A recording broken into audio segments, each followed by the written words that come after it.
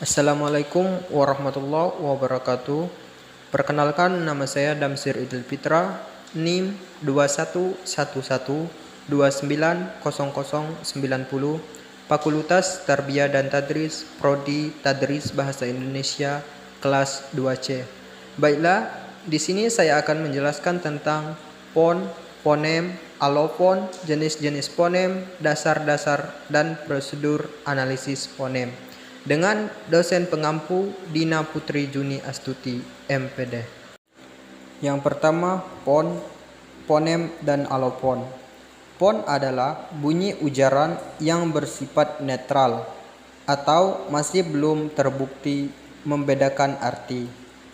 Sedangkan fonem adalah satuan bunyi ujar terkecil yang membedakan arti.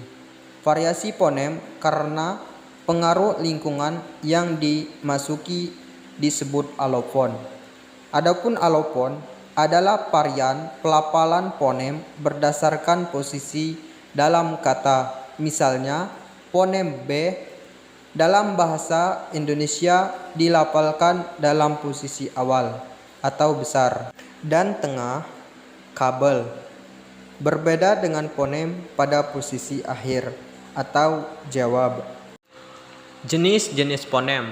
Fonem terbagi menjadi 3 jenis. Yang pertama, fonem vokal. Yang kedua, fonem diptong. Yang ketiga, fonem konsonan. Fonem vokal adalah fonem yang dihasilkan dengan menggerakkan udara keluar tanpa rintangan. Fonem diptong adalah dua vokal yang diucapkan sekaligus. Yang ketiga, fonem konsonan. Fonem konsonan adalah fonem yang dihasilkan dengan menggerakkan udara keluar tanpa rintangan. Dasar-dasar analisis fonem. Dasar-dasar analisis fonem adalah pokok-pokok pikiran yang dipakai sebagai pegangan untuk menganalisis fonem suatu bahasa. Pokok-pokok pikiran ini bisa juga disebut dengan premis-premis. Pokok-pokok pikiran atau premis-premis yang dimaksud adalah sebagai berikut. Yang pertama, bunyi-bunyi suatu bahasa cenderung dipengaruhi oleh lingkungannya. Yang kedua, sistem bunyi suatu bahasa berkecenderungan bersifat simetris. 3. Bunyi-bunyi suatu bahasa cenderung berfluktuasi. 4. Bunyi-bunyi yang memiliki kesamaan fonetis diklasifikasikan tidak berkontras apabila berdistribusi komplementer atau bervariasi bebas.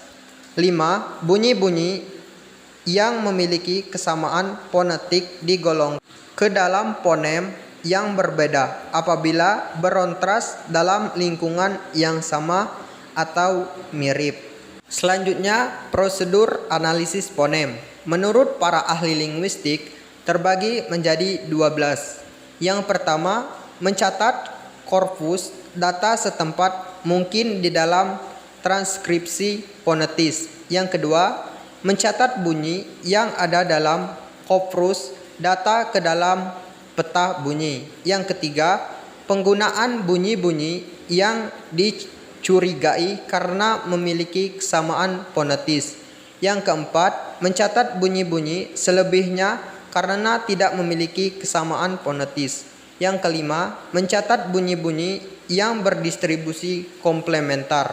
Yang keenam, mencatat bunyi-bunyi yang bervariasi bebas. Yang ketujuh, mencatat bunyi-bunyi yang berkontras dalam lingkungan yang sama atau identis. Yang ke-8, mencatat bunyi-bunyi yang berkontras dalam lingkungan yang mirip atau analogis. Yang ke-9, mencatat bunyi-bunyi yang berubah karena lingkungan. Yang ke-10, mencatat bunyi-bunyi dalam inventory, fonetis, dan menyebar secara simetris. Yang ke-11, mencatat bunyi-bunyi yang berfluktuasi. Yang ke-12, mencatat bunyi-bunyi yang selebihnya sebagai fonem tersendiri. Mungkin hanya itu yang dapat saya sampaikan. Saya akhiri. Assalamualaikum warahmatullahi wabarakatuh.